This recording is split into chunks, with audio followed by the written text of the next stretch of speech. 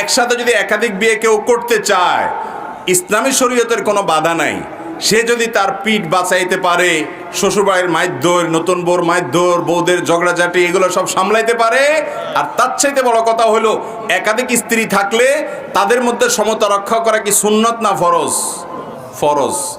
সে এটা করতে পারবে কিনা, নিজের উপরে নিজের কতটা আত্মবিশ্বাস বা কনফিডেন্ট আছে, এটার উপরে নির্ভর করবে তার জন্য একাধিক বিয়ে জায়েজ কিনা। যদি করতে পারে, তার সে ক্ষমতা আছে, নিজের উপরে নিজের সে আত্মবিশ্বাস আছে যে সে আল্লাহর নাফরমানি করবে না, নতুন বউর দিক টানবে না, পুরান বউর উপরে সে জুলুম করবে না, সমান হারে সবাইকে ভরণ পোষণ দিবে, সবার সাথে সময় কাটানো সব কিছু সমান হারে দিবে, কোনো প্রকার বেইনসাফি করবে না, এই আত্মবিশ্বাস যদি তার থাকে, আর বিবাহ করার পর সবার হক আদায় করার ক্ষমতা থাকে, এবং ওই যে পাশাপাশি আজকালকার বাস্তবতা অনুযায়ী যে এর পরবর্তী যে পরিস্থিতি হবে এটা সামলানোর ক্ষমতা যদি তার থাকে, তাহলে ইসলামের